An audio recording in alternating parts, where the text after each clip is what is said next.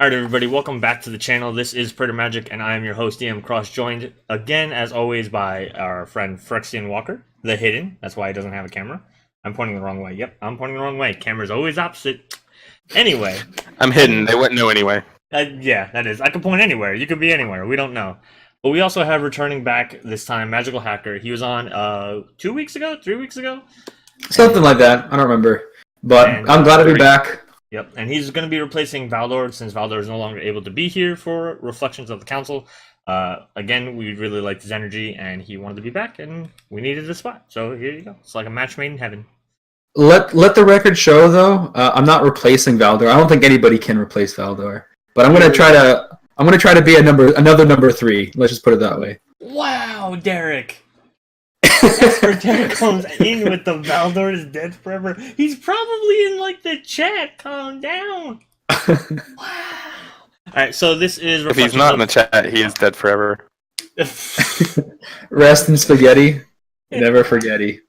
Wow, chat's jeez, Valdor, get in here, defend yourself, prove you're alive, and we're not just making it up. Valdor, they're hosting a funeral for you here in chat. Just so you know, we're gonna have a service and everything. Yeah, someone's writing in a eulogy.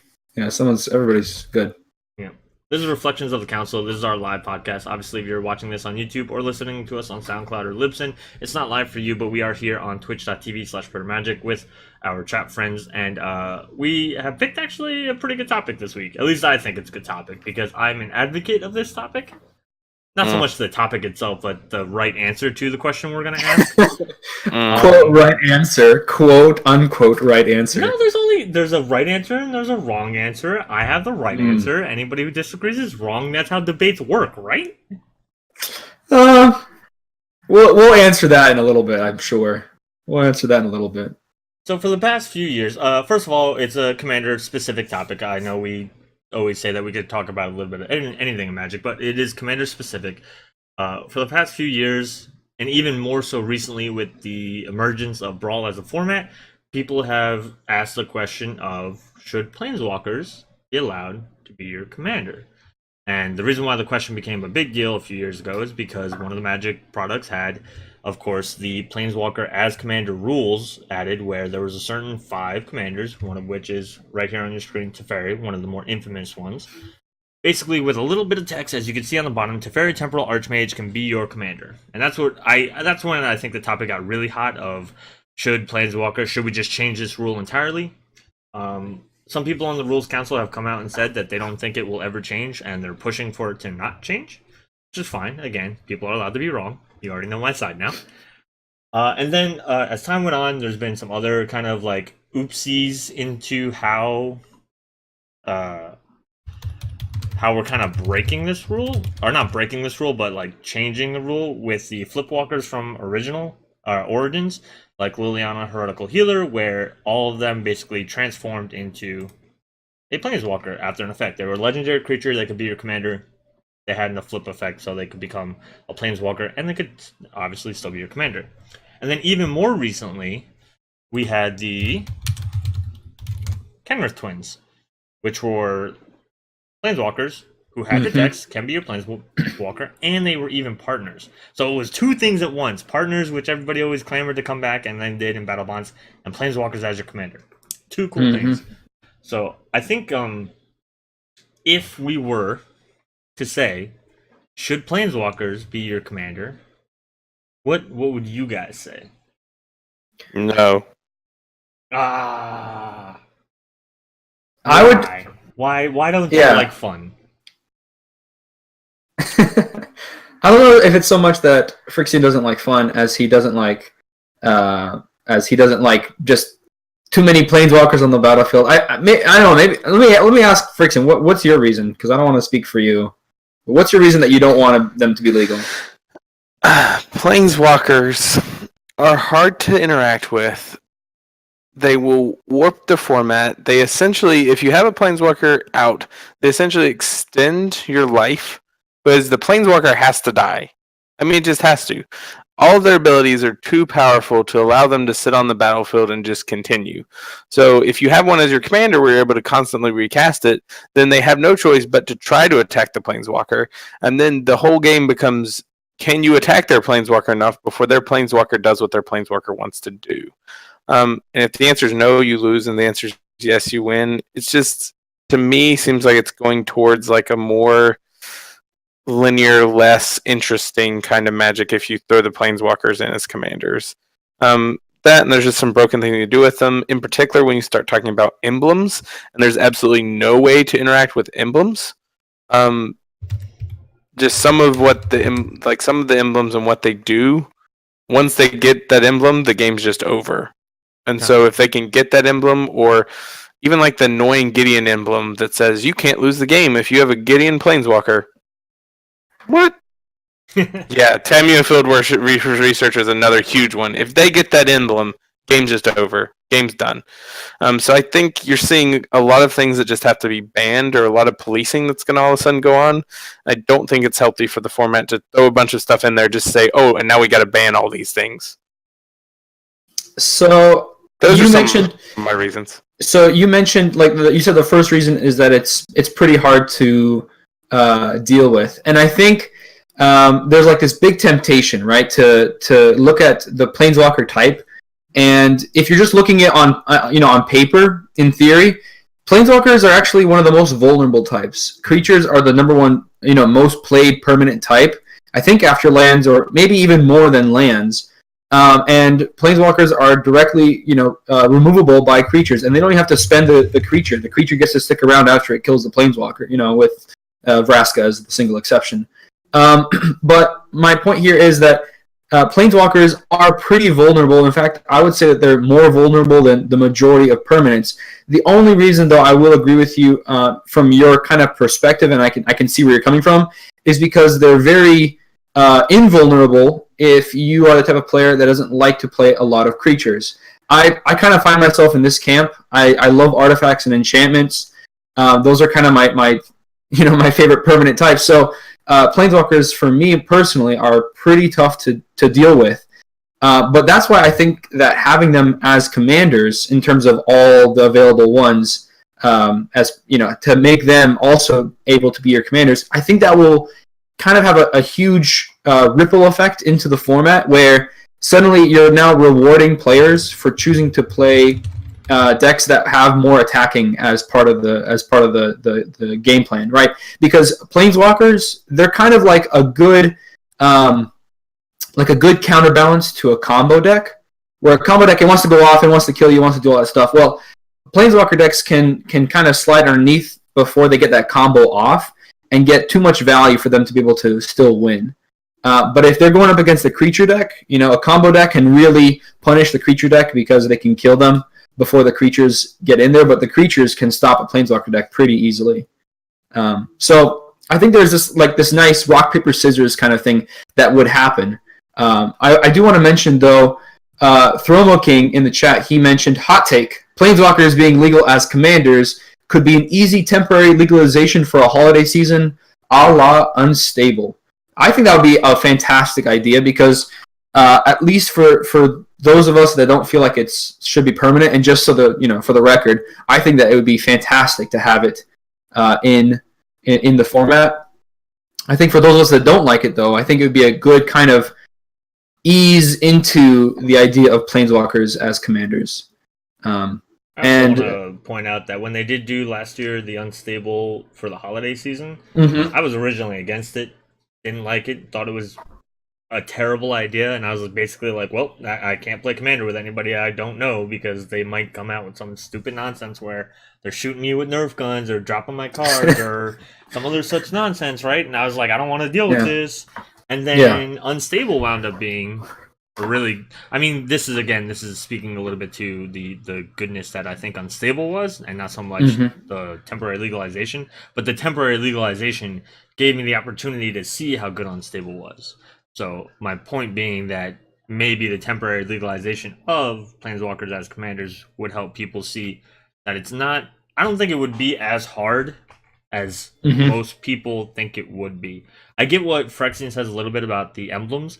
I do think at some point there has to be an answer for emblems. I think with them printing more and more Planeswalkers, especially more and more that do have emblems that are super crazy, I get the idea that, like, hey, when a Planeswalker ults, that should be like kind of the catalyst of the game, right? And that's Mhm. that's another thing that we should also talk about. Like the ultimate, it's their ultimate ability. It's the thing that they put so much energy and power into that they nearly die doing it.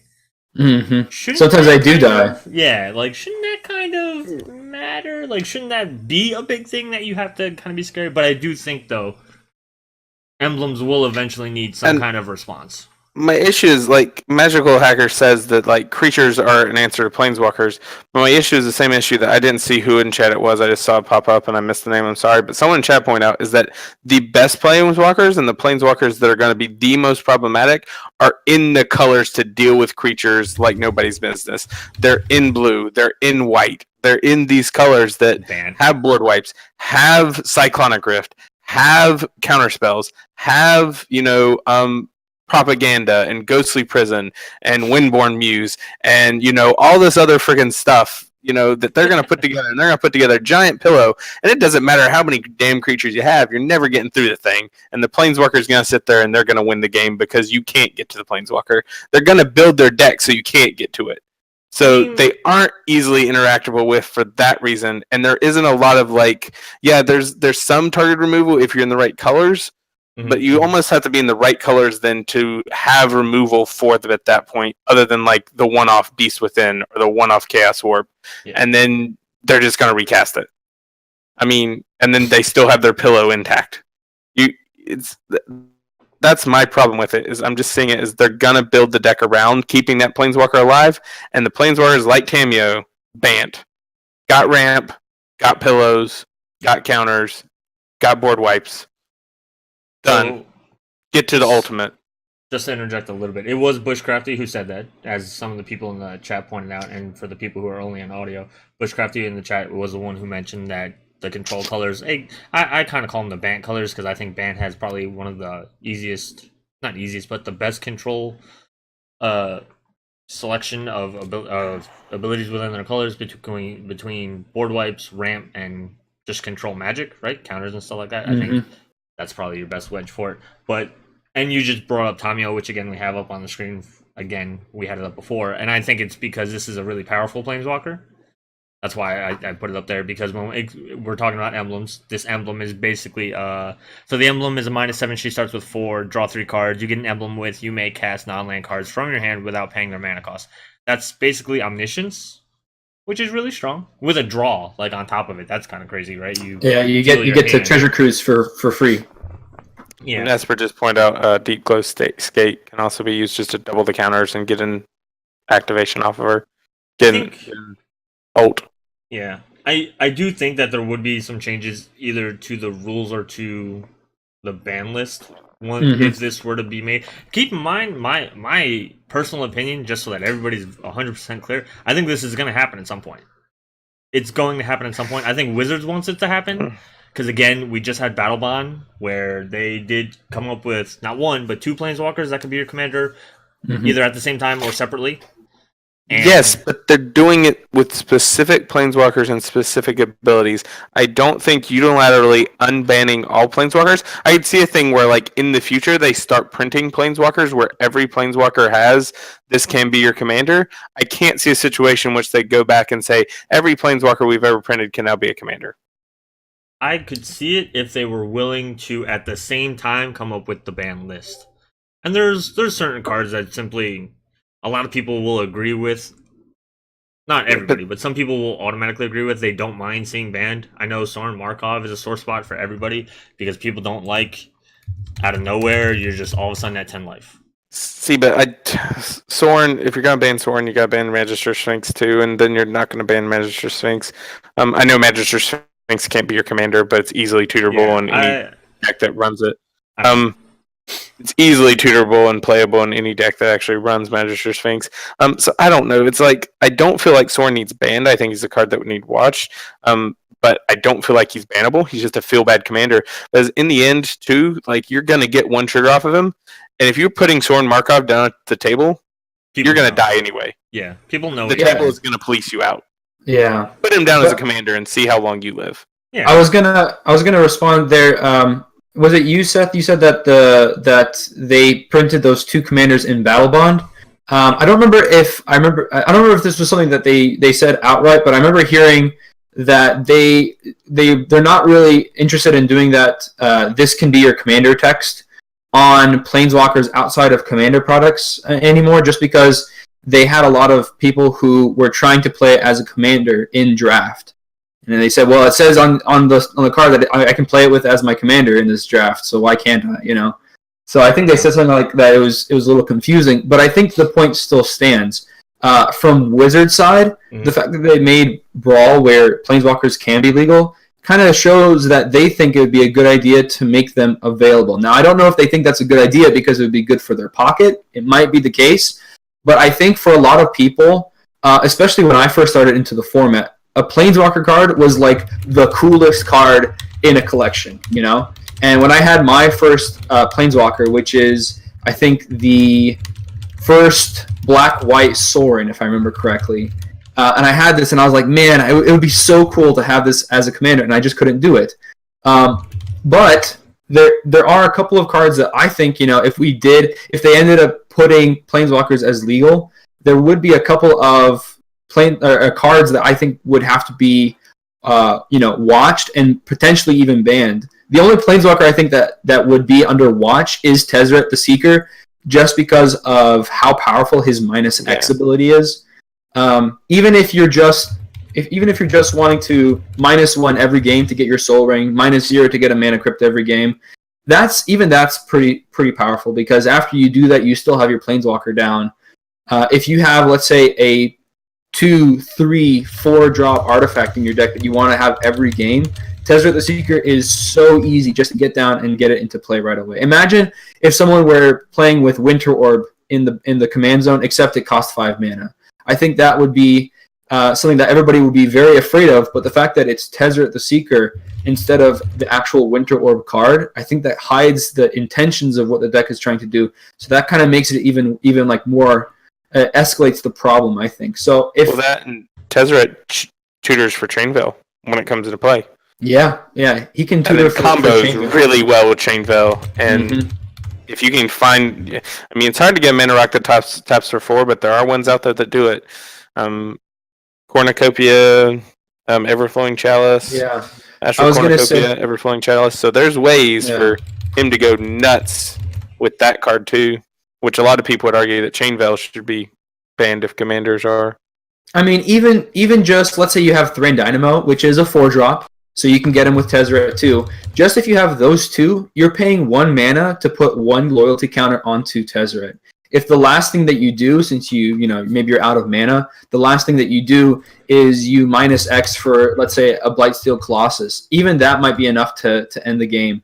But even something as simple as being able to get Basalt Monolith, or is it Grim Monolith? I think it's Basalt Monolith and Grim Rings. Yeah, and Rings of Bright Hearth. Yeah, being able to get that every game. That's why I think if there's one Planeswalker that I would think would really need to be on the watch list, potentially even just straight out banned if they ever made this. I think they just have to ban it when it comes out.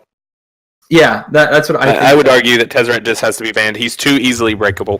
Yeah, and I think I would be fine with that. What do you guys think are some other cards? I know chat's going crazy with a couple of other ones that they think. I don't know that you have to kill Skate. Oh, Deep Glow? Yeah.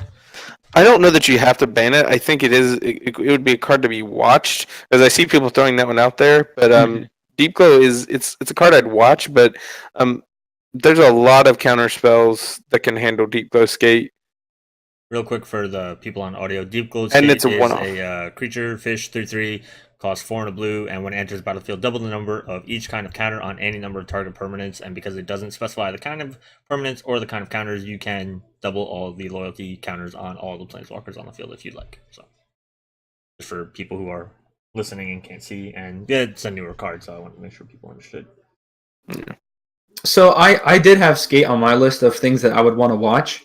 I actually put it at the top, although maybe after talking with about Tezzeret, maybe that would be at the top. But with Deep Glow Skate, the problem that I see is that it's a creature, which, just to kind of touch on something else, if you look at the top played cards in the format, Eternal Witness is up there. It's, I think, number 2 or 3 after Cyclonic Rift, after Soul Ring. There's a lot of people that play Eternal Witness, but there's not a lot of people that play Regrowth, which is the same effect at 1 mana less. The only difference is that it's a sorcery, or maybe it might be an instant, but I think it's a sorcery. So It's a sorcery. So Eternal Witness, when it enters the battlefield, it returns target card from your graveyard to your hand, and it's a 3-drop creature that when it enters, it does that, whereas Regrowth is just a sorcery that has that effect. But Eternal Witness is played a lot more, and when you ask somebody why, a lot of times there's 2 big reasons for that. One, it's more easily tutorable than sorceries, and 2, it's more easily recurable than sorceries. And I think because of that, Deep Glow Skate actually makes it higher on my scary list than Doubling Season. Doubling Season, it's great. It comes out, and you know, You're nuts. Yes, Doubling Season is number 1, the first card that they'd have to ban if Planeswalkers come out. I think So it doesn't even come close to the same thing, because Doubling Season is recurable every time you cast the commander, every time you cast any Planeswalker. Deep Glow Skate, you have to work around to be able to recur the ability. but you don't need to do it multiple times. You really only need to get that effect once with your commander. If you're using it for the commander, you only need it once anyways. And usually the strongest place to go Doubling Season and the Planeswalker in the same turn anyways, because if you put Doubling Season out, everybody's going to try to find a way to get rid of it if they know that you can cast your commander the next turn. So with, something like, for example, Tamiyo Field Researcher, right? She can play both. She's got green and she's got blue. Yep. And she comes in play with 4 loyalty counter. Her ultimate is at -7. It's the Omniscience and draw 3 cards one.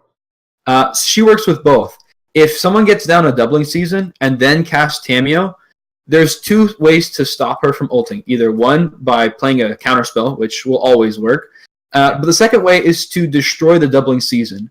If someone has Tamiyo down and then they have Deep Glow Skate, they have to either counter the Deep Glow Skate or destroy the Tamiyo in response to it. And enchantments are a lot more vulnerable in terms of instant speed removal than Planeswalkers are. So that's why I think Deep Glow Skate definitely makes it on my list higher than Doubling Season. Doubling Season is great. If you can manage to get rid of Planeswalkers, but now Doubling Season, it really goes a lot worse. But Deep Glow Skate, I think, is a little bit more abusable, especially because you can play an easy green-black spell to be able to tutor up a creature, as opposed to an enchantment. You have to go with white or black. So I just want to address Bush asked in the chat, what is the blue-white Planeswalker that can exile when you cast a card? That is Venser the Sojourner. For 3 white blue, he comes in with 3 loyalty counters. His +2 is exile target permanent you own, return it to the battlefield under your control at the beginning of the next end step. His -1 is creatures are unblockable this turn. And his -8 is his ultimate you get an emblem with whenever you cast a spell, exile target permanent. If I can, I actually have one more thing I wanted to say about this. Mm-hmm. With Doubling Season, because of how famous it was in the community for just comboing so well with Planeswalkers, since that time there hasn't been a ton of green Planeswalkers that would really get abuse from Doubling Season. So, for example, the top 5 that I have here, Garruk Primal Hunter. He's a 5-drop. His ultimate would put a 6/6 green worm creature token onto the battlefield for each land you control. That's pretty strong, but it's an old card. Xenagos the Reveler, 4 mana. His ultimate is to exile top 7 cards of your library. You may put any number of creature and or land cards from among them onto the battlefield. Very, very solid. I think a lot of people would be playing him for his +1, which is basically Gaia's Cradle. But even that -6 is pretty good. Vivian Reed is kind of like the exception here. The rest of them are pretty old. She gets an emblem for 5 mana. She costs. You get an emblem with creatures you control, get +2/+2, have vigilance, trample, and indestructible. So this is a pretty reliant on creatures. Kiora, she makes the emblem that makes a 9/9 at the end of each of your turns for 4 mana. And then Sarkhan Vol puts 5/4 for red dragon creature tokens with flying. So when you look at the green Planeswalkers, at least in my opinion, that can abuse a Doubling Season on the battlefield the most, they're typically the cards that are pretty old, right? That people think of when they think of Planeswalkers being abused to get double counters. But when you look at the ones that are blue, you're looking at a Tezzeret, Artifice Master. It's from M19, 5 mana. His -9, you put a permanent onto the battlefield for free from your library at each end step. Is it no? Sorry, each of your end steps. My bad.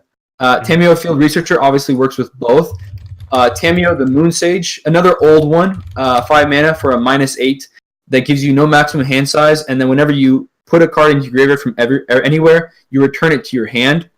Jace, Unraveler of Secrets. This is from Shadows over Innistrad. 5 mana for his -8, which counters the first spell of each opponent during each turn. So on your turn, on their turn, anything. 5 mana. He's pretty new. Teferi, Hero of Dominaria. 5 mana for -8. You get an emblem with whenever you draw a card, exile target permanent an opponent controls. So when you look at the Planeswalkers that are blue and can abuse Deep Glowscape but can't abuse Doubling Season, I'm a lot more afraid of them. And those newer cards, they weren't really designed keeping in mind to not really try to be too broken with Deep Glowscape. So that's at least for me. I'd rather see, for example, a Vivian Reed emblem over a Teferi Hero of Dominaria emblem. But that might just be me, you know? Yeah. Mono Blue does have a difficult time tutoring out creatures. That is true, though. Thermal King mentioned that in the chat. Blue and white don't have the best ramp outside of artifacts, really. Thermal King did mention you don't ban things for relying on you needing 8+ mana to do a sequence in a single turn. I disagree with that slightly because Grizzlebrand, but different kind of thing altogether. But I think his point overall is that the cards needing to all work together mean that they're not necessarily all ban worthy. I still think Doubling Season is, just because you can rattle off pretty much any Planeswalker with green, right? Is abusable with Doubling Season, and green does have some Enchantress-based stuff, not necessarily the tutors for it, like if you add white or something in there. But I just think that Doubling Season will work too well with too many decks, as opposed to like Deep Glowscape just being the only blue answer. And again, yes, Throne King I think said it. Somebody said it in the chat that there's flicker effects to worry about with Deep Glowscape. Mm-hmm. I think that was Esper Derek. Okay, it was somebody. You guys say a lot of stuff. Yeah, they talk a lot. Yeah. I did want to. We knew they were going to talk a lot on this one, though. Yeah, I mean that was kind of the point, right? Somebody did say, "What about the Immortal Sun?" Gotcha, Esper.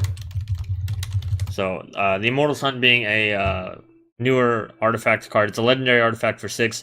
Planeswalkers can't activate Planeswalker loyalty abilities at the beginning of your draw step. Draw an additional card. Spells you cast cost 1 less, and creatures you control get +1/+1. So he's obviously pointing out the first line being that Planeswalkers basically don't get to be Planeswalkers. So I think. So do we want to be in a format where this card has to be played in almost every deck just to answer the Planeswalker decks? I don't think that it would be that played, because it's already pretty played just from all its abilities. I think it will be even more played, like become as much of a staple as maybe not Soul Ring and Cyclonic Rift, but at least as Eternal Witness if Planeswalkers are legal. Because it already sees a lot of play. Maybe the better card to talk about here would be Pithing Needle, right? As opposed to a 6-drop, it's a 1-drop, and it can shut down. It can shut down the Planeswalker, a Planeswalker, not all of them, just one. Yeah. But I think something like that I could see being a lot more played. But that's only if, for example, Planeswalkers are very, very difficult to deal with in the more traditional ways. I mentioned earlier that when a Planeswalker enters, or at least when somebody sees it in the command zone, it rewards the decks that can really take the Planeswalker down with attacking. Now there are plenty of Pillow Fort cards out there that can stop force and board wipes. There's just too much to like. Creature decks do not win in Commander as frequently as combo decks. You've already said it.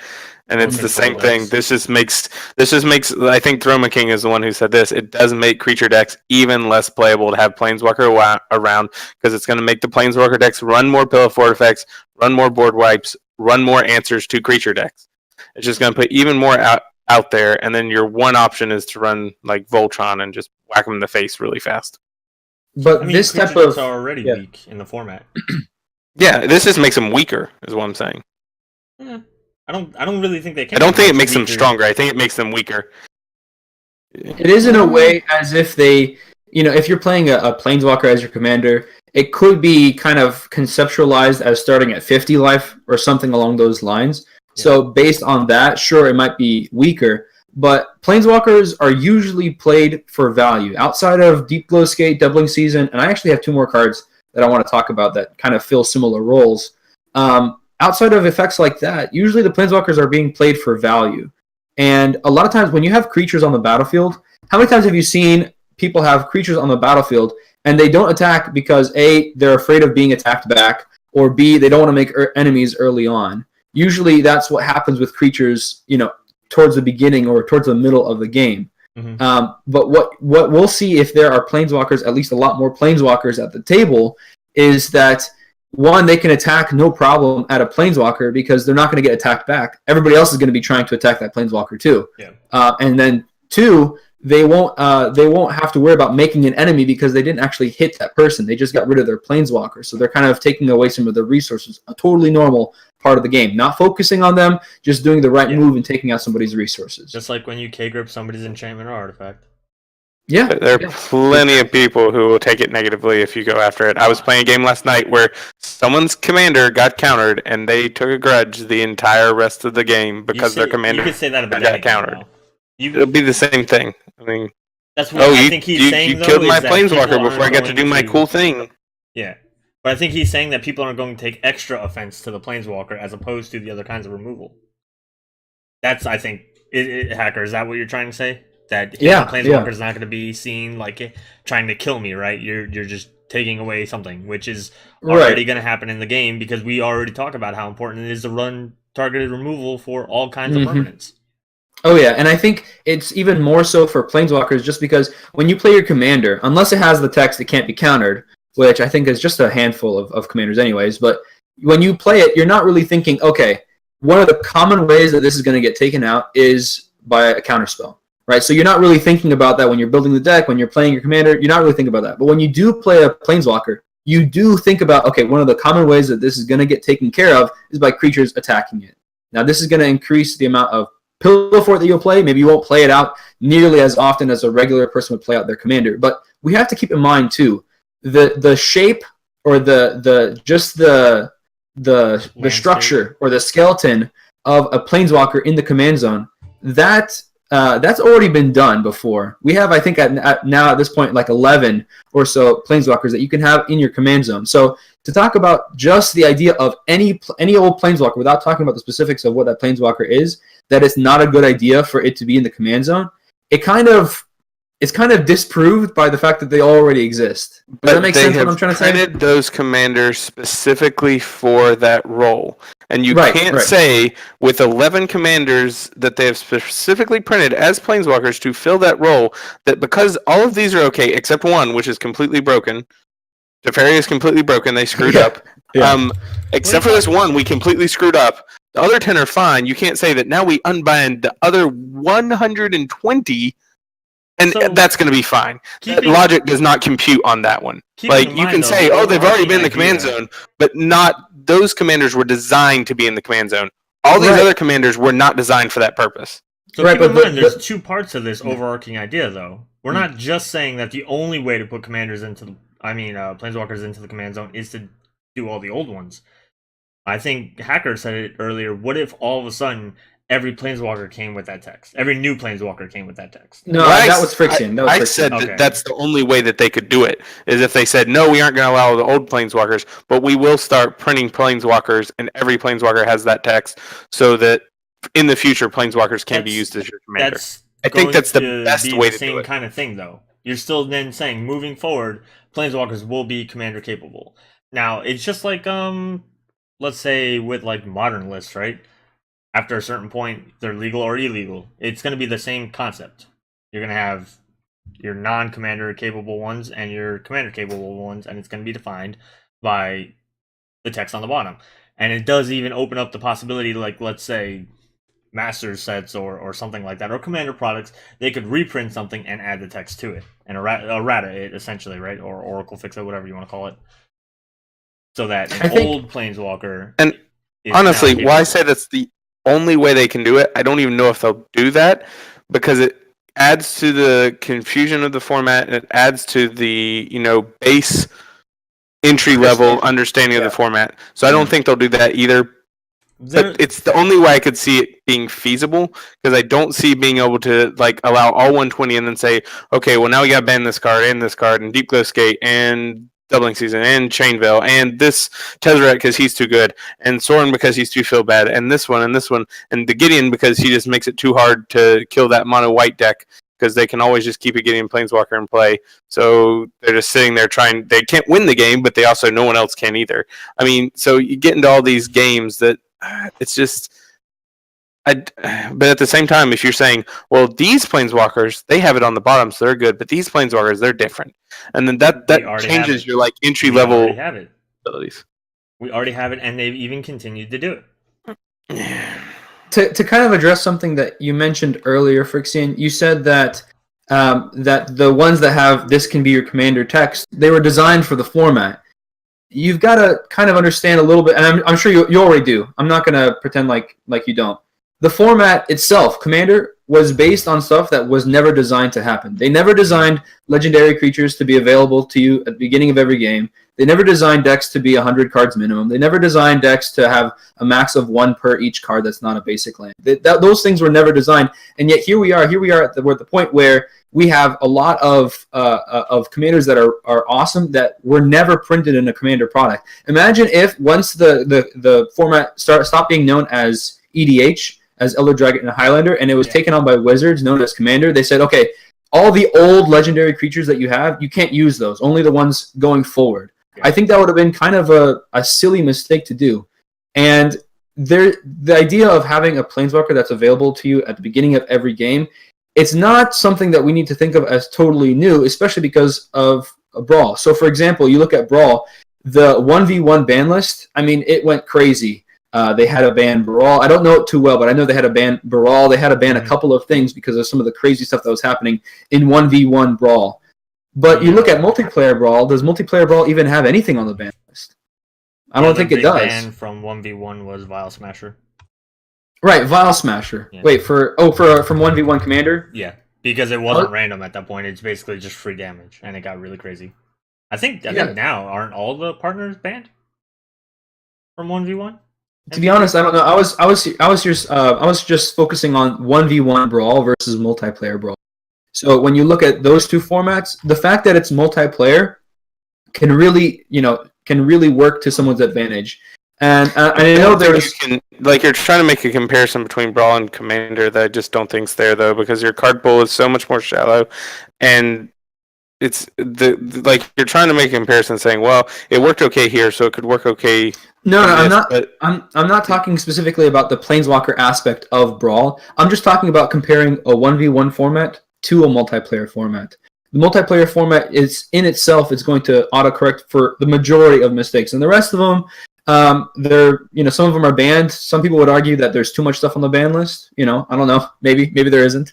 There is too much on the ban list, and there will just be more on the ban list. Next week's topic. Should we unban things? Should we ban more things? But no, I honestly think that if we did have Planeswalkers in the command zone, I think what we would see is there would be this community perception that either A, Planeswalkers are not as good as people thought they were. I'm not in that side of the camp. I don't think that they're not as good as people think. Then there's the other side where people think like they're a lot better than we anticipated. And I think that's probably more likely. I think what would happen is we would see the meta start to shift to look at somebody who maybe they have something that's not even that scary. They have something like they have Obnixilis Reignited in the command zone. 5 mana for a Planeswalker Nixilis. +1 to draw a card, lose 1 life. -3 to destroy target creature. -8 target opponent gets an emblem with. Whenever any player draws a card, you lose 2 life, and it enters with 5 loyalty. Right, something like this. Even something like this, I think it would trigger those bells in their head, and they'll say, okay, at all the decks here at the table, I'm afraid of Prosh first, and then second, I'm afraid of Obnixilis, And I think that can kind of start to have an effect on the format as a whole. where it starts to balance itself again. Now, like I said, I don't think every Planeswalker is safe. I think Tezzeret the Seeker probably should be banned if they ended up doing this. And maybe you guys mentioned Sorin. I don't know that I would really be that inclined to banning him, but if he was banned, you know, I'd ban Gideon the Trials before I ban Sorin. If Gideon and the Trials were banned, I mean, I wouldn't complain. Honestly, I have a list. Because without a way to interact with the emblem, that ability is so annoying, and it's going to make for terrible commander games. You have to kill both of them. Gideon. You have to get rid of all the Gideons. That's the problem. You should get rid of all the Gideons anyway. He's a terrible character. Sorry, different topic, different reflections altogether. Yeah, we're gonna get into a Vorthos argument next. Yeah, we were talking ahead of time about this topic, and we were like, should we do like other controversial topics at the same time? But no, I'm glad we didn't. The curtain. You're letting them behind the curtain. There's no preparation. There's a process. All live. Don't let them silence me. There's a process, okay? There's no process. There's a process for Magical Hacker. DM and I was about to say, I do next to no preparation for this. Come on. I come and I just kind of spit words at you. That's pretty much it. Magical Hacker sent something to us like 2 hours before this happens. Like, hey, I was going to do this and this. You guys should do it too if you have time. Maybe you don't have time. And we're like, we have a wife. We have wives and kids, sir. We don't have time for that. I've done 3 days research. You guys want to do that in the next 2 hours with me? What? Sir. You know, there's all these cards. He's like this and this and this, and we're like, well, I'm just gonna make my argument based on what I got. Yeah, that's where we're at. No. I didn't spend that much time with it. I just spent like 5 minutes, so that probably will show in the fact that on the last 2 cards, I kind of teased this earlier, but on the last 2 cards on my watch list is Contagion Engine and Settle the Score, and I have Settle the Score right underneath Doubling Season. I had an Inexorable Tide on mine too. I really wanted to include that one, but I wanted to put these 2 first, and then Tezzeret the Seeker I wanted to include. But yeah, one card on the screen at a time. Okay, you can put multiple cards, sir. First if you want. Just replace Magical Hacker's face with it. It's fine. Yeah, sure. Why not? Oop. Wow. All right. No, anyway, so Contagion Engine. Yeah, Contagion Engine, it's a lot of mana, granted, for 10 mana to be able to proliferate twice. But at the same time, you're also putting 3 -1/-1 counters on all of target opponent's creatures. So probably the opponent with the most creatures on the battlefield. And it's colorless, meaning literally all 120 Planeswalkers can include this card, so that if they get to the point where they have 10 mana, which is not as crazy as it sounds, but they get to the point where they have 10 mana, they're 2 away from ulting with their commander. Everybody's thinking, okay, this is good, we'll have plenty of turns to deal with this. They get Contagion Engine down, they get it down, proliferate twice, suddenly they can ult that turn. It's just a surprise move that I think might be too powerful if they ended up putting Planeswalkers into the format as commanders. Same thing with Settle the Score, it just outright says put 2 loyalty counters on a Planeswalker you control. It also exiles a creature at Sorcery Speed for 4 mana. So yeah, those are my 5 cards that I think would be watched if they were just outright banned. And you mentioned Gideon of the Trials, Sorin Markov. Look, if all those cards were banned, I'd be happy. None of those are the cards that I'd want to play as a commander anyway. I got 5 go-ins. You wouldn't want to play Sorin Markov and keep the life game? No way. Yeah, you put that. You want to get to 100? Go back to 10. You know what? Do it again. Now I'll be impressed. Look, the card is great. The commander, the fact that I have to show this to everybody that I'm playing at the table with, that's what I really hate. Because as soon as that happens, I'm like putting a bullseye on my forehead, and I don't want that. I don't like that at all. The best case situation is somehow you're able to politic it to be like, hey, leave me alone, and you won't be the one who gets this. But eventually, that works like once. Eventually, they're going to be like, wait a second, one of us has to get this. You can't make that deal with everybody. So it's like... Yeah. So you just make it with the 2 people you think are most likely to get the big creature base. I'm just gonna dome the combo player in the head. Don't worry about it. Yeah, like that will affect the combo player. I'm kidding. I'm joking, obviously. But if the other one's a big creature deck and you get them to 10, they can finish them off. Yeah, that's true. I can make this real easy for you. You don't even need to have a lot of creatures. You just need to have a few that can get around the blockers, and I'll take care of the rest. Don't worry about it. Yeah, but like you said, if those are the problematic commanders, and that they would have to be banned in the format, at least speaking for myself, I'd be all down for it. If there were 8 cards, what is that? 1, 2, 8 cards, added to the ban list in order to make the rest of the Planeswalkers available, I'd be totally down. I don't know. What about you, Seth? So, one of the reasons why I bring this topic up and I talk about it all the time is just that when I had my group back in South Carolina, we actually did this as a house rule at our kitchen table, of course. And what we did was on a case-by-case basis was if you wanted to do it, you just had to talk to the group about it. And we had a Facebook page, so it was really easy to basically like post something and everybody would see it, right? And we ran a vote on whether we thought, yes, it's okay to do this commander. I think the worst one, and it didn't even get banned, it was just kind of a shitty game, was that somebody did the mono white Nahiri, which I believe is the Nahiri. Wait, that's illegal, right? Yes, well, so that's a legal one. But he did this just to kind of like test the waters of how everybody felt about Planeswalkers. Obviously, we didn't vote on this one because it's part of the rules. But he did this with some kind of indestructible creature, or he gave Darksteel Plate on a creature with World Slayer. And that was like his end game. So again, and that's with a legal Planeswalker. Yeah, and it's not that difficult because if you for example mill World Slayer, Nahiri can get it back with her -3. I play that combo in my Nahiri deck, but I don't tutor for it. I just play it if that's my only out. But honestly, I just love having fun with that Nahiri deck. So I definitely understand where he's coming from. I went to a play group. And it was mostly like high schoolers and stuff. I just asked them, hey, do you guys play Commander? 2 of them did. The remaining, I think it was 8 or 9 of them didn't. And those 2 guys didn't really introduce it to them because they didn't think that they would like it. Well, I did introduce it to them, and I think to this day that's all they play now is Commander. So, that's basically how I got introduced to the format. Yeah, they about it. I got taught how to play, and now that's the only thing I do. I do. That's the only thing I do now too. But what they had was they ended up doing a house rule, and the only person that ever used that house rule to play a commander, they played the red-black Duretti, and I can't remember the name of it. Can you pull that up, Seth? Hold on. Duretti Ingenious Iconoclast. Yep, that's the one. And so I can't see the stream, but that's okay. No, it's all right. I'll tell you what it does. It's obviously Planeswalker Duretti comes in with 3 loyalty counters, costs 1 a black and a red. His +1 is to put a 1/1 colorless construct artifact creature token with Defender onto the battlefield. His -1 is you may sacrifice an artifact. If you do, destroy target artifact or creature. And his -6 ultimate is choose target artifact card in a graveyard or artifact on the battlefield. Put 3 tokens that are copies of it onto the battlefield. So when you look at Planeswalkers, I thought that was such an awesome commander. I would love to do that at some point in the future, but nobody had a problem with him playing that as the commander, and I think it just kind of goes to show he wasn't dominating games with that either.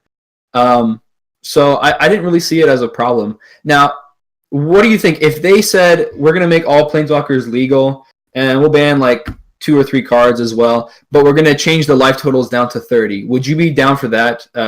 Phyrexian or DM, if they made that change? So the whole life total change has always been to kind of support creature-based win cons. Everybody's thing is that the basically double life of any other format enables the combos and basically helps the control players stabilize. So right. I guess I don't know. I feel like at that point, now we're suggesting too many changes all at once.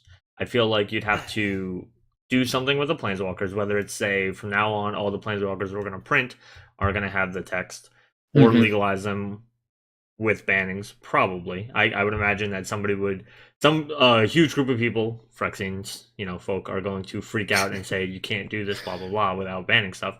Which is, and again, I'm all down for sacrificing doubling season for Planeswalkers as commanders.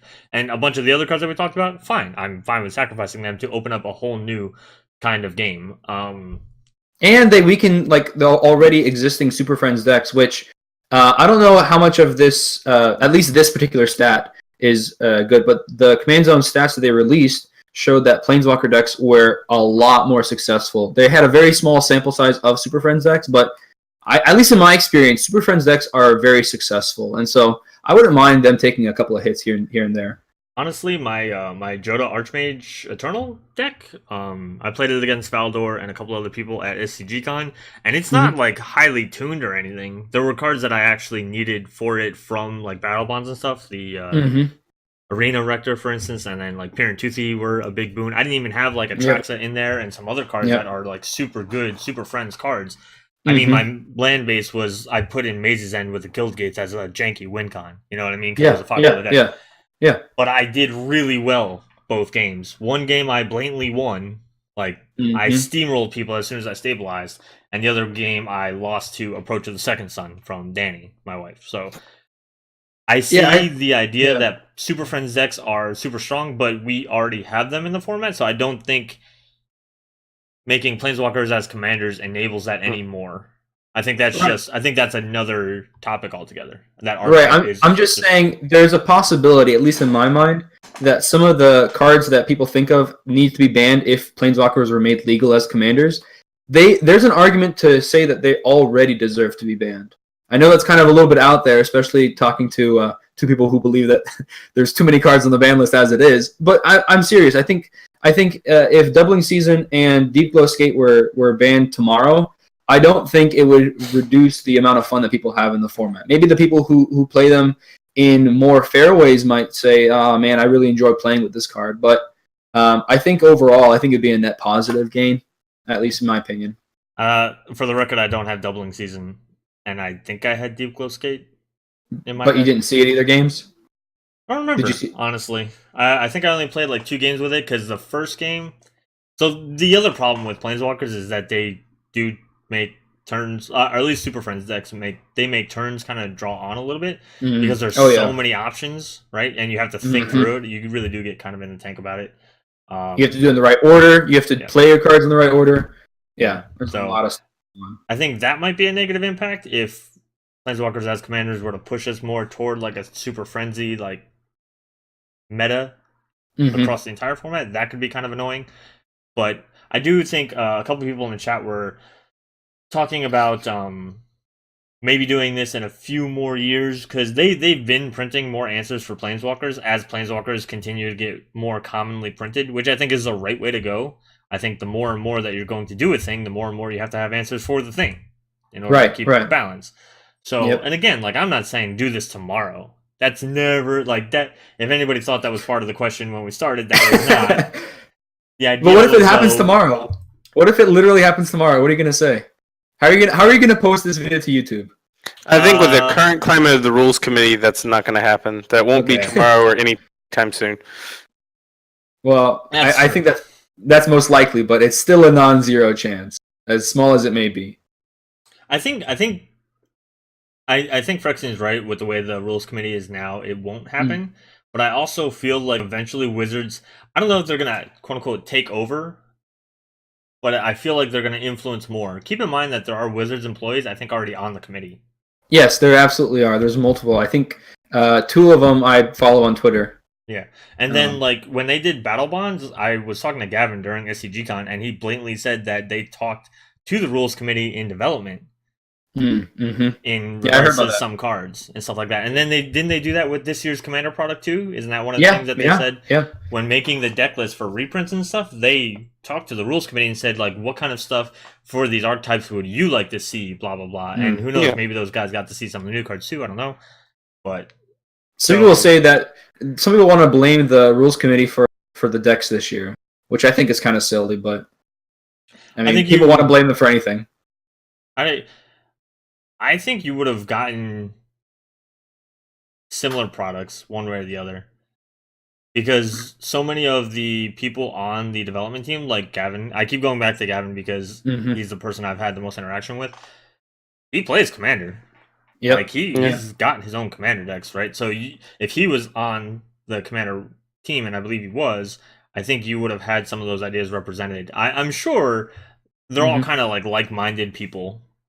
I know with, like, again, this topic particularly, they might not always agree, but I think overall, though, I think they're all pretty much kind of on the same page of, like, what they like in Commander.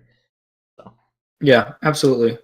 But if it were the case, and I don't think this is likely, but if it were the case that suddenly all the Planeswalkers were made legal tomorrow, what would be some planeswalkers that either one of you would be really interested in playing, or even really interested to see somebody else play, like you would like to play against? As a point of protest, I would not play any commanders. What? That's not how it works. Instead, I would do my very best to design decks meant to hose other people who did. What? You can still enjoy something that you don't like. Like, for example, there were people out there who didn't like when the I'm rule was sorry, I changed. think by definition, if I don't like it, that means I'm not going to enjoy it. No. So there were some people out there who didn't like the Tuck rule being changed, and so then they built decks that they thought could abuse the fact that Tuck rules was changed, and they had a lot of fun with those new decks, So I think that there's definitely a possibility for people to enjoy a change that they don't necessarily agree with 100%. What about New Vraska? New Vraska? Yeah. What about for Phyrexian?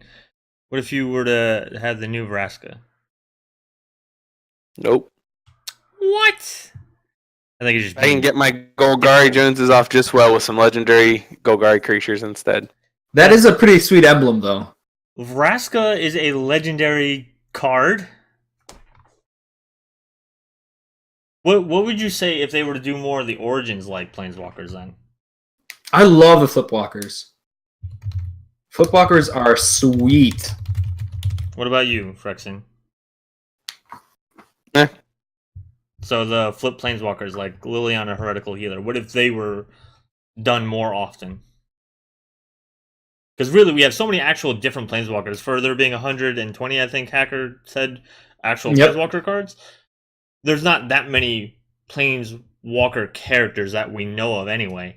So what if they went and started doing like an origin set every year where they took... I've actually never even done like the origins. Like I've never made a deck with the origins Flipwalkers. What about Nicol Bolas? You could always do that. Deck with the commander product. Commander can be played as your commander walkers. I've literally never used a Planeswalker as my commander. I'm developing a Lord Windgrace deck now in paper, just so everybody knows. No, I haven't played with the Commander 18 product yet, and I don't know if I'll end up using one of those. But there's a lot of sweet ones. I mean, there's plenty of legal Planeswalkers. I enjoy my Nahiri deck. I think it's a lot of fun, and I would love to play the other Nahiri card if Planeswalkers were made legal. Nahiri the Harbinger. Yeah. Just because it's not very often that you get to see a really sweet Boros deck that has such a cool kind of. It's got the looting, so I know it sounds kind of strange, but you could go red-white Reanimator, where you're playing all the white ways to reanimate cards out of your graveyard. And you can reanimate some of the big red dragons. I think that would just be so cool. And then her ultimate there, I mean, it's just I would love to play Nahiri the Harbinger. Do you want to read her? Yeah, she is a 2 red-white, comes in with 4. Her +2 is you may discard a card. If you do draw a card, that's a looting effect. Her -2 is exile target enchantment, tapped artifact, or tapped creature. And her ultimate is a -8. Search your library for an artifact or creature card, put it into the battlefield, then shuffle your library. It gains haste. Return it to your hand at the beginning of the next end step. Which is really cool. Thromo King says here. How do you put it into the battlefield? You slide it into it. You slide it into the battlefield. Did I say into? Yes, he said into. Thermo King says here. Rip your mat in half. You put it in the mat, and then you glue it back together, and then it's the hitting. Yeah, that's the old Vraska. The old Vraska there. Vraska the Unseen. Yeah. So Thromo King says here, you would need to reanimate Eldrazi for flavor reasons. She brings the Eldrazi to Innistrad. Yeah, I would love to with her -8 if I ever got to there. And it's not like built around, getting to her -8. But if I did ever get there, it would be so awesome to get the old Kozilek or the old Ulamog down to play, attacking, and then return it to my hand. I just think, Boros kind of needs a little bit of love. This rule would really, give Boros some love with this commander in particular. I know some people would like the red-white Ajani too. And, I don't know if I'm friends with those people. But there are people out there like that. So I think Boros could really, get a lot from this. Yeah, I think that brings back to something Thromo King said, that he thinks that if Planeswalkers really go as commanders and stuff, you're going to see people running like red-white Ajani and Armageddons and stuff like that. Destroy all lands. I'm going to get my Planeswalker out, destroy all your lands, and then I win the game kind of stuff. For the record, people should do that. In Boros colors. No, I'm serious. Isn't that a topic for next week though? Boros Destroying needs lands? something, man. Let it have one thing. Quit your You can have crying. no things. This many things. 0 things, sir. We can't see you. We you're can't hidden. see you. We can't see you. No, but that's one of 0 them. things. This Zero many. things. Zero You can fun, see it. sir. This is so emphatic. You can see it through the fact that I don't have a camera. Nope. 0. 0 things. If you had to just pick one, though, I don't know. Did you answer that question, Seth? Did you have a Planeswalker that you would love to have as a commander? I did not answer the question because I attempted to let Phyrexian be part of the cool kids club, but he chose to be a loser. I actually had to think about it, so it was good that Phyrexian went on a rant, and then we got, diverted for a little while. I actually thought about it, and the Kaya Ghost Assassin card, I like Planeswalkers that are not. They're not necessarily just racing to an ultimate kind of Planeswalker. Yeah, like they don't follow the status quo, right? Like, so the Gideon one, unfortunately, I know that Phyrexian said he hated it, but I like the concept of it does something different. That is kind of annoying, and I get that. So, like, I'm not saying I would run that one, but Kaya Ghost Assassin is a white-black one. She costs 2, a white and a black. She comes down at 5. Her top ability is a 0, where you exile Kaya Ghost Assassin or up to one target creature. Return that card to the battlefield under its owner's control at the beginning of your next upkeep. You lose 2 life. Her -1 is each opponent loses 2 life and you gain 2 life. And her -2 is each opponent discards a card, you draw a card. So she's always going down, and then she has a way to reset herself. That's about it. So I like that concept. I don't think it's super powerful, minus the fact that she attacks your hand, right? And that's one of the more hated things about black, I know. But I like stuff like this. This is cool. Yeah, and even the fact that she could be a Planeswalker, in this hypothetical situation, you wouldn't even have to try to reset her. If you wanted her to just die and then recast her, that's another option. You could always go for that too. So it gives you a little bit of more options with her as a commander. I'm glad that nobody's mentioned Dak Faden yet, because Dak Faden would be the one I would do. I think first. I think that would be the one I would want to do first. I think let's see how much of I can get off the top of my head, because I can't see his card. But +1, draw 2 cards, then discard 2 cards. I don't know if it's a May. I think it's not a May. -2, gain control of target artifact, and then -6. You get an emblem with whenever you cast a spell that targets a permanent, you gain control of that permanent, and he enters with 3 loyalty for a 3-drop. Did I get it all right? I don't know how much of that I got. You're very close. The only parts that you got not 100% correct is that its target player draws 2 cards and then discards 2 cards. Not just that's right. So you can actually mess with other people, and that the emblem is that targets 1 or more permanents. You gain control of those permanents, as opposed to just when you target a permanent. Yeah, but that's it's very close. I think this commander is like my favorite just because of how much I love to play with other people's cards. Oh god. So I love him. Get Bush out of the chat. We found him a buddy. I would love to go with -2 to get control of even like something like, okay, someone's got a soul ring. All right, sweet. -2. Now I get that soul ring. But if nobody plays their artifacts, then I wouldn't mind going to, +1. Thermal King says #ban magical. You can ban me all you want. I'm still gonna cards. Somebody time him out. But the -6, the -6 ability here is just so hard. Like, I don't think I've ever seen anybody ever get use out of the ultimate, unless it were a commander. Like, the ultimate's never going to be doing it that much, because it requires you have a lot of instants, sorceries, and auras that target permanents that your opponents control. And people don't run a ton of those in cards unless they're trying to destroy those target permanents or exile those target permanents.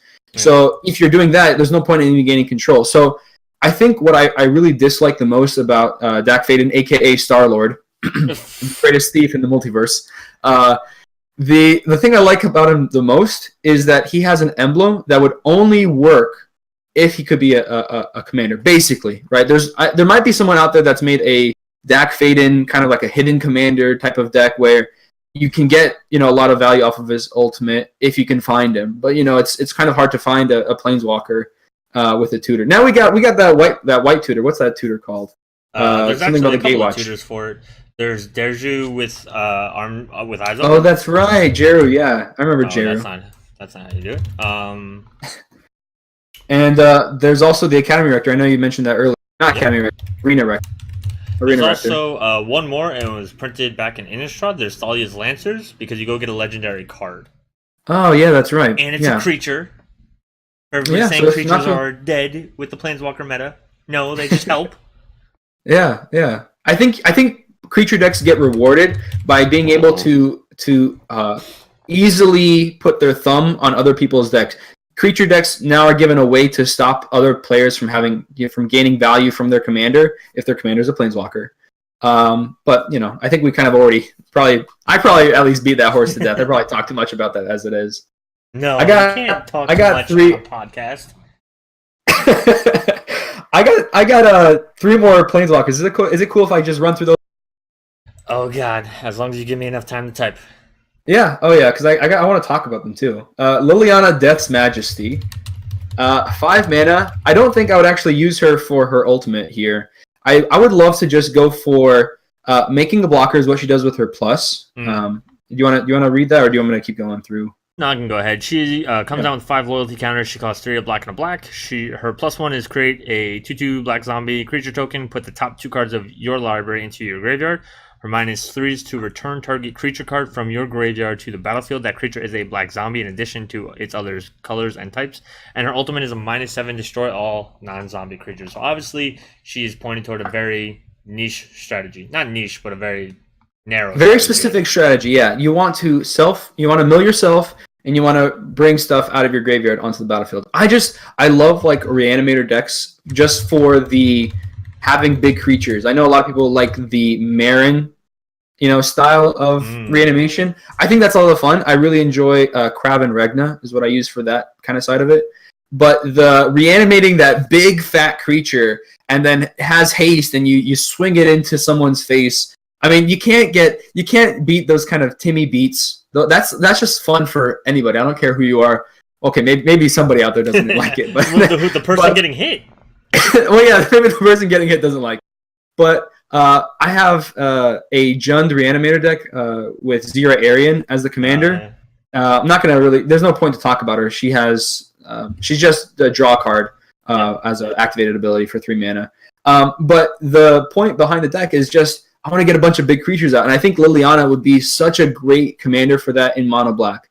Now, because we don't have her, I'd probably go with Chainer, Dementia Master, which you can pay 3 mana and 3 life to return a creature from anybody's graveyard. But I think if we had Planeswalkers as commanders, I think Liliana would be a lot of fun to have. Mill yourself, make a zombie to block with, then -3 to get stuff out. I just think that's just so cool to be able to do that over and over and over. Okay. The next one that I have here is Nicol Bolas, God Pharaoh. So not the old one, which is probably going to be a big surprise to a lot of people. A lot of people thought that the old Nicol Bolas is the most broken, but I really like this Nicol Bolas. I'm pretty sure Bush can see probably pretty quickly here why.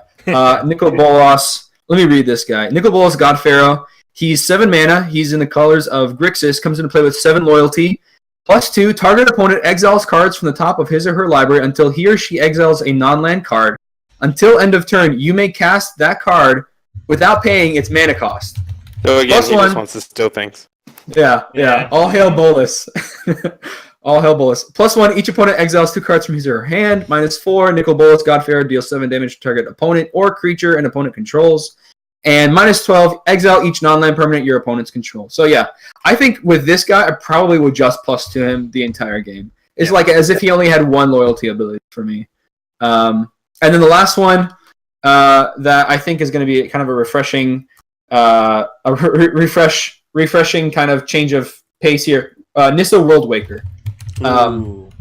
5 mana for a legendary Nissa, enters with 3 loyalty, +1 target land you control, becomes a 4/4 elemental creature with trample, it's still a land, +1 to untap up to 4 target forests, and -7, search your library for any number of basic land cards, put them onto the battlefield, then shuffle your library. Those lands become 4/4 elemental creatures with trample, they'll stir lands. Here I would go with another kind of Timmy-based strategy, just going for that +1 up to untap up to 4 target forests, and once you get stuff like there's like these enchantments that you put onto lands that they produce extra mana. Yeah. If you can go with her +1 and you have one of those on the field onto one of your lands, you can play her for 5 mana, use that +1, untap those 4 forests, and tap them for 5 mana. So it's as if she's free.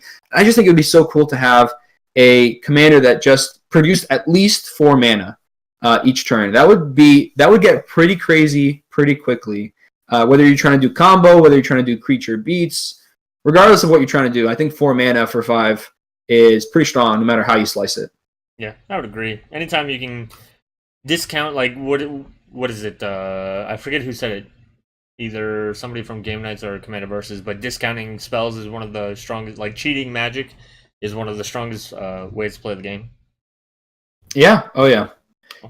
Cheating mana costs and stealing cards from your opponents. I think those are probably strongest. You get 100 cards. Play with your own 100 cards.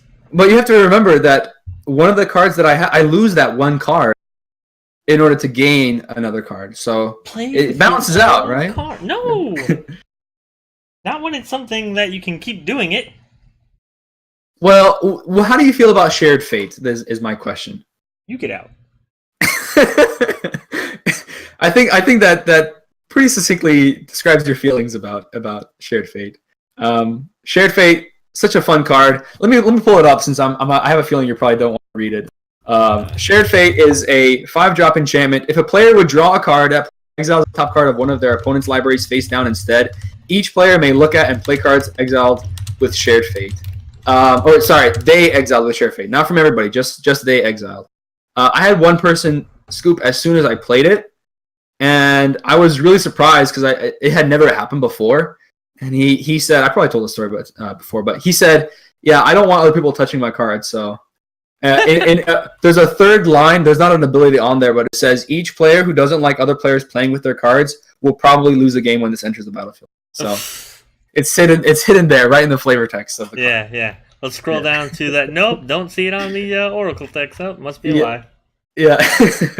But yeah, I really think that if they went with Planeswalkers as commanders, I think it would be a lot of fun. It would be a net positive. There would be a lot of people that would really dislike it, but it's my opinion that it would be net positive. But at the same time, and this is something I think you could probably agree with me, Praetor, on this, if they never do it, I will not be upset. I will not be upset if they never make it a thing to have all the old Planeswalkers as commanders. It won't bother me. I just think it would be cool. You know? I mean, we already love the format as it is. Yeah, right? absolutely. So they're not doing anything wrong as they are, but it could be better.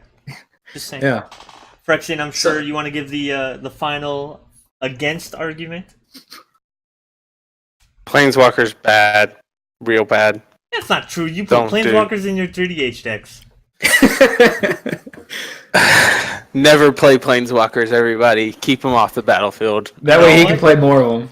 I want to see comments on every 3DH Chronicle deck that has a Planeswalker in it saying, I thought Planeswalkers were bad. I thought you didn't want to play them. Pretty sure at least the first one didn't have one. We'll see about the second one. Well, now we got to record an episode of that, so that's neither here nor there.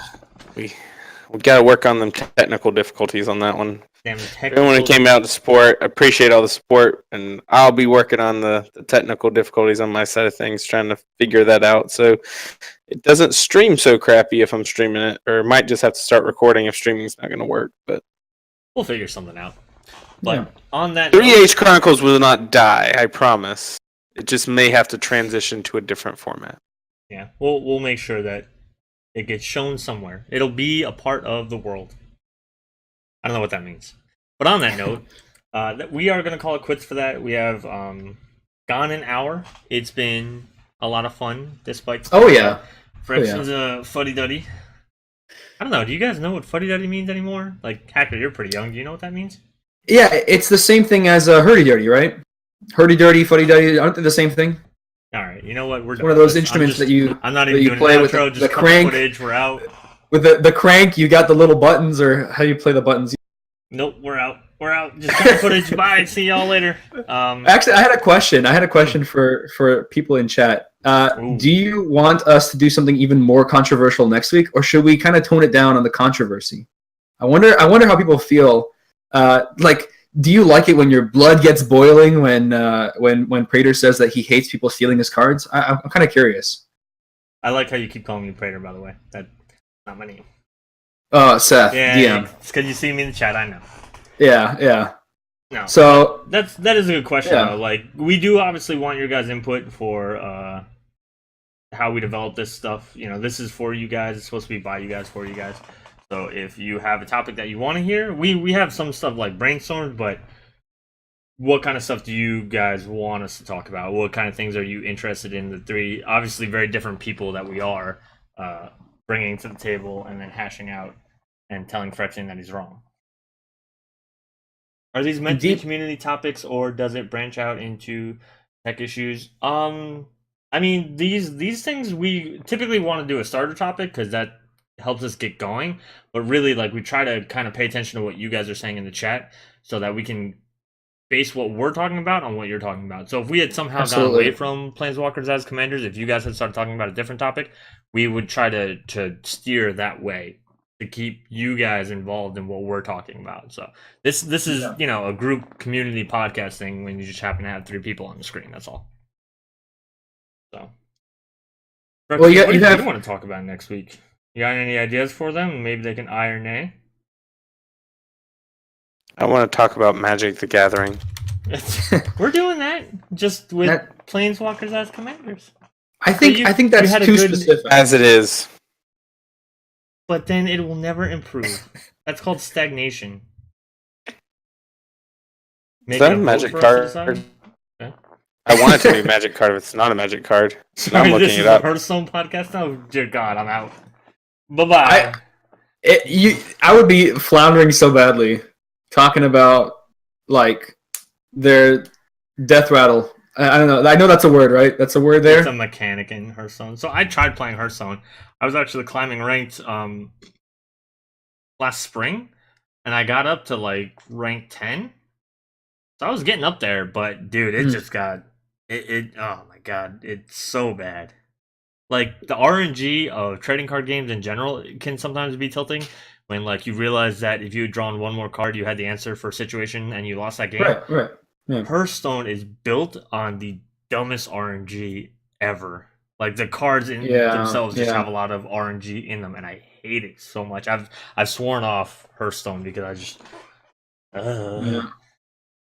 Although it would be kind of cool to have Yogg-Saron in Magic, right? I know that. That's all I know. Is that the one where you can replay, or like every spell you play the game gets replayed or something like that? I think so. I mean, I don't know. My friend told me about it where when it enters the battlefield, for each spell you cast this game, you get a random spell from all available things in that format. You just get random spells, you know, like basically for Storm of your whole game. Yeah, so I think for every spell you've cast, you play a random spell. So it's like a storm count, right? That's tracked throughout the whole game, and then when whole game, it's just here. It's Chaos Storm, which is even worse. No, I wouldn't like that. I wouldn't like that. Oh God, why would you do this? I just know that your favorite things in life, you know, chaos. No. All right, so. You know, next week Bush is going to be back on the podcast. We're gonna that's what I feel like. I feel like magical hackers contact information. Shot myself in the bad foot this time. Oh God! But all right, well, I had a lot of fun. Join us on the Discord to shout ideas at us for the podcast. Absolutely. We'll take them into consideration. If you guys want to do a vote, we'll do a vote. We can do it any way you guys like. So join us in Discord after this, or on the next few days. I'm going to be a little busy in the next few days because I have an article to write that I have not written yet. But for those of you either listening to us on Libsyn or SoundCloud or watching us on YouTube, make sure that you are liking, commenting on the content, subscribing, sharing it, etc. Just a reminder, we are doing a giveaway right now where if our YouTube channel gets to 300 and then 400 and then 500 subs, we're giving away some Commander versus playmats from our friends over at Star City Games. So just make sure that when you share the links that you are using the hashtag MOCL, which is for Magic Online Commander League, which is how we started this whole Praetor Magic team once upon a time. Maybe we should do a separate giveaway for Reflections. Maybe that would be something. But that's something for another time. Yeah. Again, Planeswalkers is Commander. It's going to happen. Just deal with it. That's my thing. So, prepare yourself mentally. Yeah, prepare yourself mentally. So, Hacker Phyrexian, go ahead and give your last 2 cents before we get out of here. You go ahead first, Frixian. 3H Chronicles will not die. I'll make it work somehow. I don't do social media. You can't find me there. You can find me on the Discord. That's what I got. No Planeswalkers. Boo. And of course, if you are not already subbed to the Twitch Yeah. channel, make sure you are subbed. That way you can get into the Phyrexian Arena, which I didn't even realize that we named our sub-only channel after Phyrexian Walker, but whatever. But that way you can help him out with the 3DH Chronicles series as a whole. You can, talk about the decks as he's building them and see them actually ahead of time. He actually posted the deck that he was going to do the first episode of Chronicles with in that channel on Discord before he even played it. So you get kind of like a sneak peek. So that's pretty cool. So, and then Hacker, anything to say? To kind of close up the topic, like I said, if it happens, great. If it doesn't, I'm fine with it. Too. I think having a positive outlook, because things will always change in life. I think having a positive outlook is the most important thing. If you guys are interested in watching Commander gameplay, you can find me on YouTube, Magical Hacker, but you can find me more easily by just searching The Blood Hall on YouTube. If you want to see me post random stuff on Twitter, it's magical__hacker. If you're on Magic Online, you can find me magical_hacker. I think that's pretty much it. Don't forget your pretty much it. Stuff. Oh yeah, my tapped out list. I have tapped out lists if you're wanting to make your commander decks even better. You can find my profile, just Magical Hacker, one word, on Tapped Out. If you haven't taken a look, I would say, it's hard to describe with words because of how complicated and how much goes on into it. So just take a look with your eyeballs. I think it'll make a lot more sense. It's hard to describe with my words. Yeah. Hold on. What would we take a look with again? Our eyeballs? Yes, As opposed to what else? What else look at it with? As opposed to, I mean, you tell me. I'm just describing how you go by the process of understanding what I'm talking about. You look at it with your eyeballs. We're streaming on Wednesday at 8:30 p.m. That's going to be 3DH. Friday, Phyrexian, if you want to try to redo Chronicles, I can help you out with it. That way, if the stream doesn't work, I can stream it for you and let you just kind of take over. But until Wednesday, guys, we'll see y'all next Monday. Peace. All right. Look at it with your eyeballs.